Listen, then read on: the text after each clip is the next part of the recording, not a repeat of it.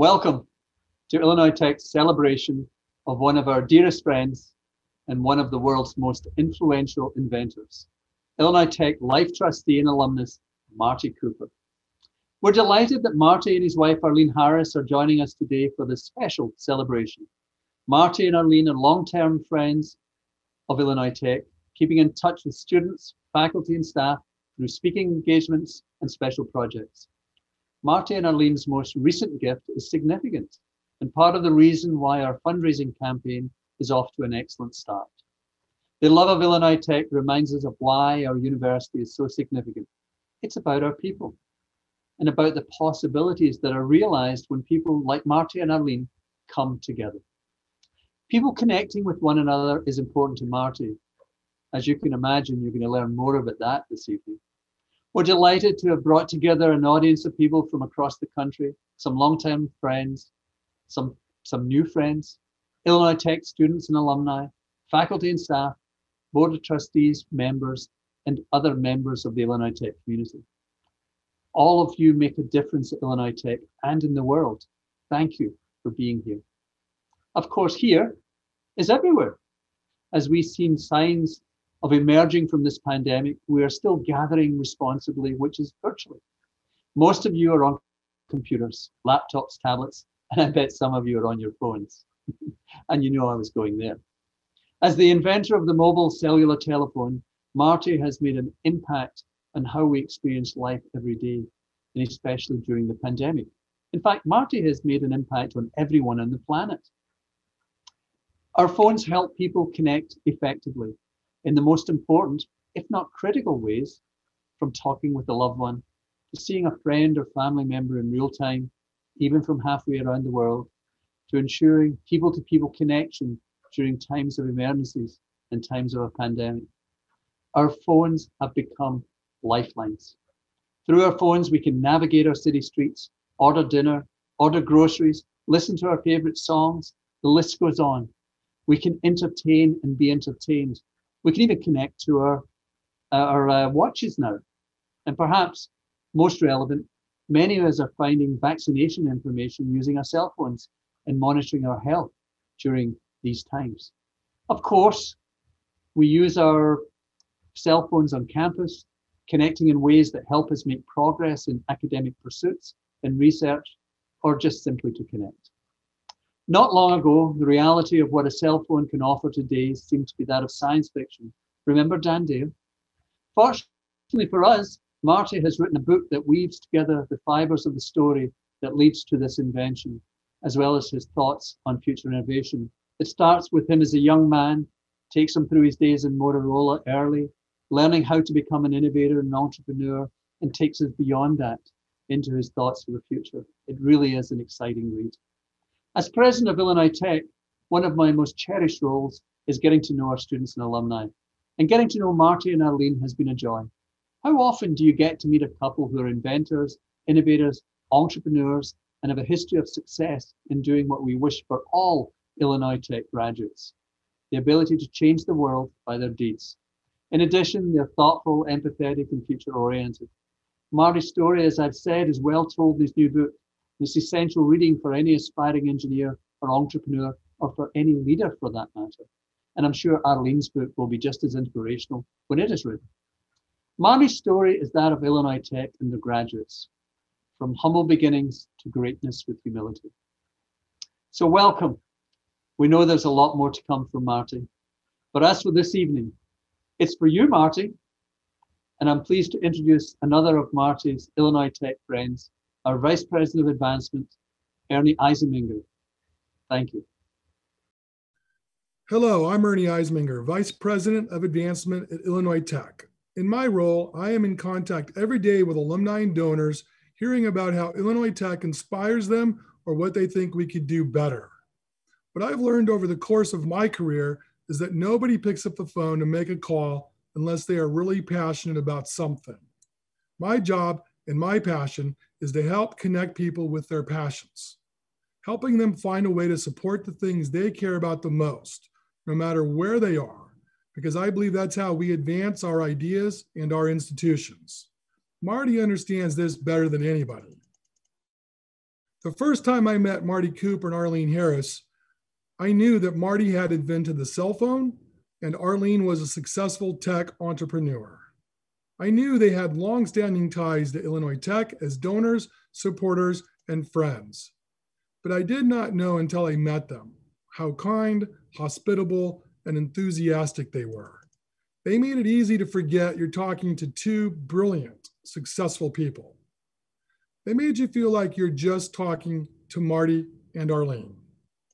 Over the course of our first conversation, I realized that we all shared the same value of connecting people with their passions. For both Marty and Arlene, the goal is always to connect. And they do, in their businesses and in their personal lives. Their passion for connection drives everything they do, whether it be innovating technology to help us all connect better, or taking the time to talk to elementary school students and trying to connect there. Their connection to Illinois Tech is the kind that makes me love my job. They share a sincere passion for this place, and I am in the lucky position of finding ways for them to connect with that feeling and with our community. So when I met Marty and Arlene, I knew we'd hit it off because we all had something in common. But the entire time I've known them, there was one thing that didn't sit quite right.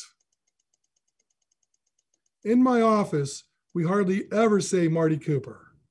It's always Marty Cooper and Arlene Harris, like it's one name, Marty and Arlene. Because once you know them, it's hard to think of Marty without thinking of Arlene. They are true partners in everything, including the support of our IIT community. And it never sat right with me that even though Arlene's support for Illinois Tech goes above and beyond what we would expect from even our alumni, she is not actually an alumna of IIT. Today, I want to make this right. Arlene Harris, it is my honor to share that as an essential member of our Illinois Tech community, you are the first ever adopted Hawk, making you an honorary alumna of Illinois Institute of Technology. Congratulations, Arlene. Hi, Arlene. It's my great honor and pleasure as a life trustee of the Illinois Institute of Technology to give Arlene Harris an award that she is way overdue for. Arlene was not a graduate of IIT as I was, and yet she has been more active, has contributed more to IIT in the past year than I could ever imagine having done. Arlene has been a member of the Board of Trustees of the Stewart Business School. She has been involved in a similar board for the Institute of Design, and in both cases, she's been extraordinarily active. And so Illinois Tech has adopted Arlene. So it's a new program. We call it the Adopted Hawk, but she is really being made an honorary alumnus of the Illinois Institute of Technology. Arlene is getting this magnificent diploma to memorialize her becoming an alumnus of Illinois Tech. Arlene, congratulations. I'm overwhelmed. I'm amazed. Thank you, Ernie, and all of you. That's really sweet. And by the way, I do, one of the nice alternative efforts from our day-to-day things in my life has been hanging out with people at IIT and at least having some view into what actually makes the university work and what makes the students, getting them ready to go out into the world. So it's been one of the things that has brought some technicolor into my life over the last many years. I think Marty and I have been involved actively with the university since the early 80s. So we've known all of the presidents since then and most of the staff, and it's been a pleasure, especially a pleasure, by the way, right now, of seeing how the current staff is taking advantage of the technology and the capabilities and the assets, the alums especially, and taking advantage of those assets to make the campus and the curriculum and the future better. So I'm really thrilled. Always have been thrilled, but especially now, it seems like there's lots more energy. And coming out of COVID, I think it's going to be a great place to learn and live and develop as human beings. So thanks. You're welcome. You deserve it. Thank you for all you do, Arlene. I'm glad we finally made it official. Now, I'd like to share this video, which will give you some of the story behind one of Illinois Tech's other notable alum, Marty Cooper. Marty Cooper learned the value of hard work from his parents. Mindel and Asher Cooper were Jewish Ukrainian immigrants who came to America looking to provide a better life for their young family. For the Coopers, entrepreneurship was a form of resilience, and serial entrepreneurship was a way of thinking, of adapting. It was their way of life. Young Marty followed this blueprint as well. His brilliant mind was as curious as it was restless. He imagined, he tinkered, he took things apart and put them back together in new and novel ways. Marty's intellect found fertile ground at Illinois Tech, where, as he observed, the homework assignments were tough, the teaching superb, but the parties rare. The university cemented and extended his early learnings. The purpose of technology is to make your life better. After graduating, he served in the Navy as a submarine officer during the Korean War. As it turns out, he also excelled at leading others. Why? Because he put his people first. Distinguished for his bravery, his people-centered leadership, and engineering prowess, Marty was recruited by Motorola after his service. He inspired his talented team to set its sights not just on mobility, but on connection. Motorola's competitors were hyper-focused on phone technology that connected one place to another. But what Marty always knew was that people connect with people, not places. And his vision paid off on April 3rd, 1973, with one smartly placed phone call to his competitor while strolling down Fifth Avenue in New York City. I said, Joel, I'm calling you on a cell phone, but a real cell phone, a personal, portable, handheld cell phone. And there was silence at the other end of the line. All of our calls, texts, emails, posts, and video chats can be traced back to that first handheld cell phone, affectionately known as the Brick. Marty would joke, even though the Brick only had 20 minutes of battery life, truth be told, that's as long as you could hold on to it anyway. Marty says he dreams about the future so often he frequently thinks that he lives there. Following in the entrepreneurial footsteps of his parents, he and his business and life partner of 30 years, Arlene, whom he calls the First Lady of Wireless and the Only Lady of My Heart, continue to look ahead together, contemplating and solving for the greatest challenges of our time. Well, all of these things are going to little by little happen, but they won't happen unless some of us keep dreaming about these things and leading the way to the future. He is as much a humanist as a technologist, committed to the next generation of talent at Illinois Tech and powering the difference that they will make in the world.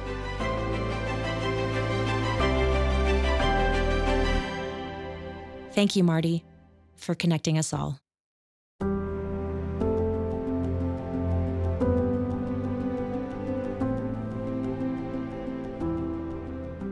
Hello, I'm Mike Galvin, Chair of the Illinois Institute of Technology Board of Trustees. Indeed, Marty, thank you for connecting us. And thank you all for joining us today. Connecting with us here as we celebrate the extraordinary world in which we live, thanks to advances in technology made possible by people like Marty Cooper. We just witnessed a glimpse of how Marty connects his purpose with making a difference in the world.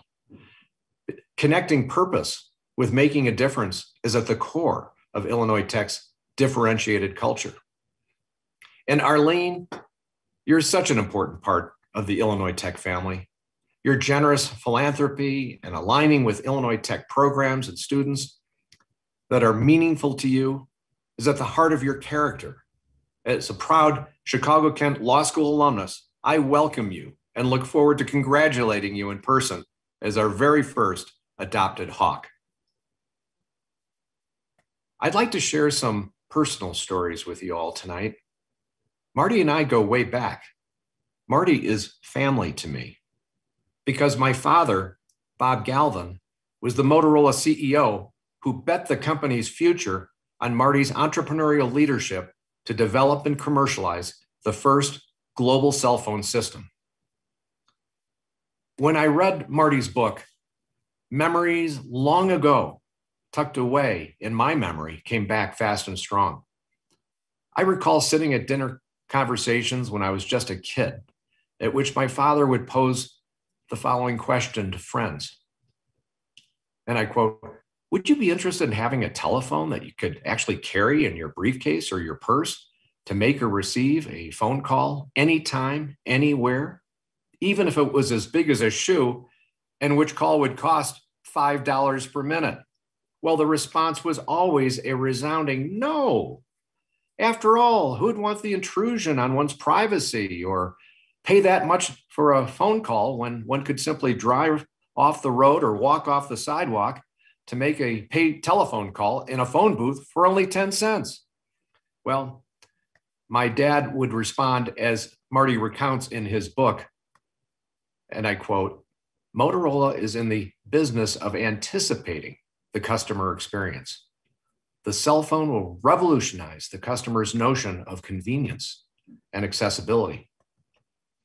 And my father would go on to say, "Marty Cooper's team will find a way to miniaturize that phone, and the more who use it will bring down the price per minute of such calls."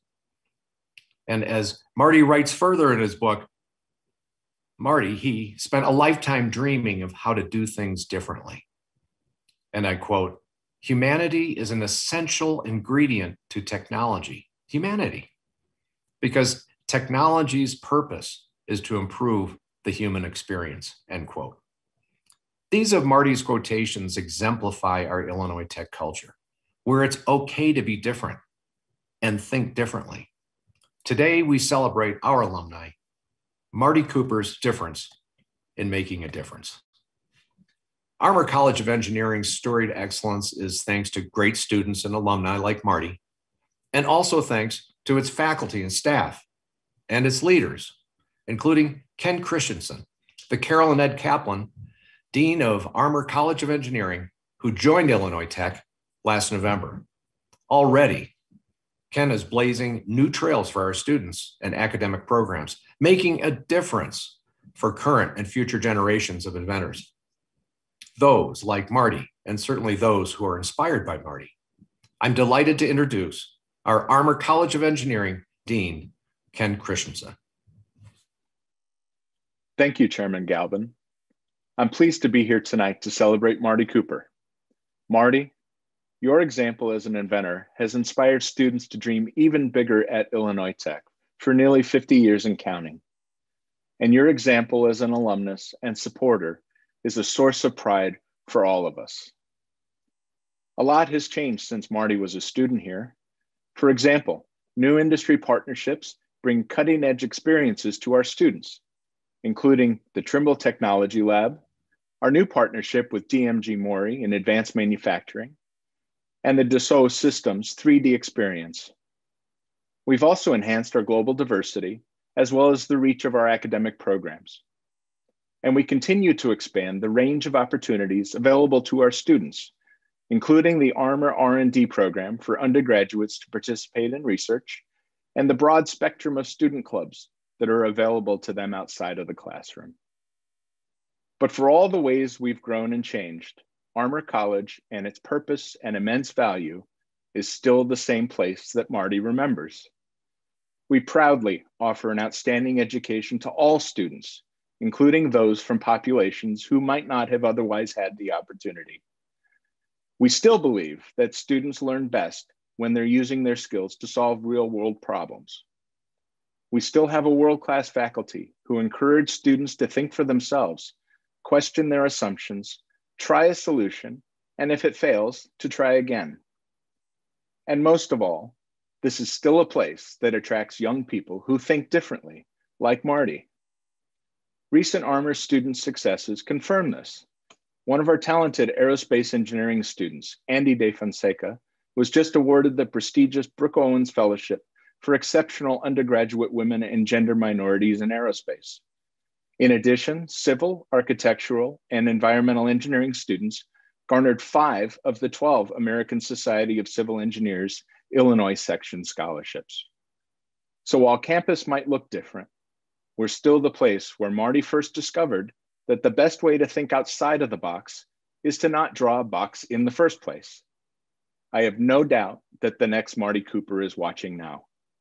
Well, or perhaps not, because they're too busy innovating transformative solutions in service to humanity, just as Marty has done throughout his career. Connection. It's what makes us human.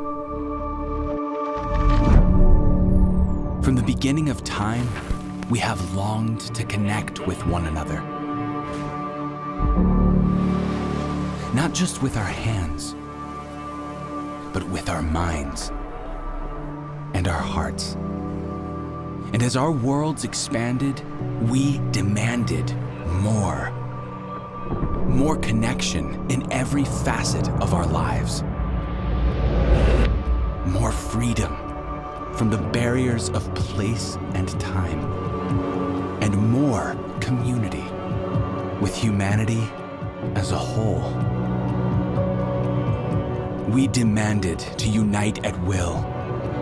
We pushed the limits and made the difference that transformed our world.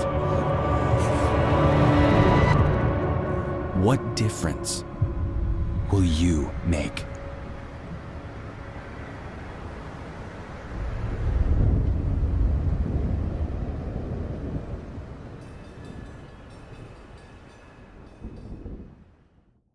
Hello, everyone. My name is Emily, and I'm currently a student at Illinois Tech. I'm in my 5th and final year here, earning a bachelor's degree in biomedical engineering and a master's in chemical engineering. I am so excited to take part in celebrating what is merely Marty's most recent accomplishment in an impressive career, the publication of his book. After reading Cutting the Cord, it doesn't feel right to categorize Marty's experiences with the word career, because the passion he has for changing the course of humanity doesn't switch off after 5 p.m. He didn't make the first public call on his cell phone and say, "That's it, I've done enough." Instead, he continues to push the boundaries of technology to this day because that's how he feels called to make a mark on the world. While reading Marty's story, I kept thinking of a quote by Thomas Edison that states, "I never did a day's work in my life. It was all fun." And while Marty probably wouldn't say it was all fun, I think he fits into this club. To him, technological advancement isn't just a job, it's a daydream, it's a hobby.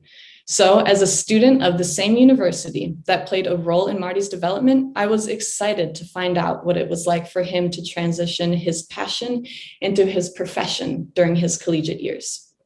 Marty's retelling of his time at Illinois Tech felt like deja vu to me. I just as well could have been reading the story of numerous hardworking and ambitious people I know here today. For example, he came to Illinois Tech as the son of 2 hardworking parents who left behind everything familiar when they came to Chicago. They largely supported the family with their own entrepreneurial drive. Long before Marty arrived at his first college class, he was already a proud, self-proclaimed nerd. Even with his strong knack for figuring out how things work, he was not immune to the challenges that come with earning a degree from a rigorous school. He started as a physics major, found that chemistry labs are impossible. Trust me, Marty, that's still true. And then finally found his fit in electrical engineering. For all the students attending this event, I'm sure you too know people who identify with some or all of these aspects, or perhaps you even identify with them yourself. Marty's story demonstrates that we are all equipped with more than enough tools to go out and invent our own cell phone. In the last 5 years, I've witnessed students at the school build startups, host conferences, create functional medical devices, and win leadership competitions at an international level. We are not held back by the detours we've taken, and our dreams are overflowing with ambition. Whether it's a passion for justice, health, security, and more, we have engineering in common as our tool of choice. In the pursuit of my own dream to contribute to the field of infectious diseases, I've encountered an imaginary box that wants to exclude engineers from the conversation.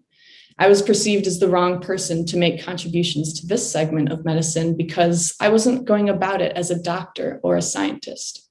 Yet, when an infectious disease shook the world all at once, one of the first challenges in this long journey was a shortage of ventilators. After that followed personal protective equipment, sterilization methods, and hospital beds. All of these are essential technologies that fall on the shoulders of engineers. Even now that vaccines have been formulated and tested, the next bottleneck is mass production and distribution. Only then can the ultimate goal of delivering that vaccine to a patient be realized. The field of infectious disease is no longer just a space for analyzing historical cases and creating hypothetical models. A wide variety of healthcare professionals and technology specialists have the newfound responsibility of connecting people back to their loved ones and returning society back to normal. The role of engineering-style problem solving in health only gets more critical and futuristic from here. The specialization of my biomedical degree is cell and tissue engineering, which essentially means you apply all the same fundamentals of mechanical, chemical, and electrical engineering to explain and even control interactions between cells in the human body. Someday, organs will be 3D printed or lab grown so that no one has to wait on a transplant list and then run the risk of rejecting a donation. Burn victims will heal in record time because they will receive skin transplants grown from their own cells. And while these products will involve incredibly complex technology, that's not the reason why they will be significant. They will be celebrated because they give people their lives back, keep them active and confident, and grant them more time with family and friends. Addressing these high-impact, complex issues is what it means to be an engineer in today's world. This has been the underlying current of Marty's work. He doesn't back away from integrating technology into areas of life where it has the potential to overcome a disparity or to complement human nature. He focuses on innovations that emphasize and arguably enhance the attributes that make us human, whether it's the desire to be social, to be mobile, or to be connected to one another. And because of it, he didn't have to convince the general population of the merits of the cell phone. He merely presented an answer to a problem, and people fell in love with it themselves. And now it is my pleasure to introduce Marty Cooper. Emily, what you just said to me represented everything that I believe about engineering and about Illinois Tech.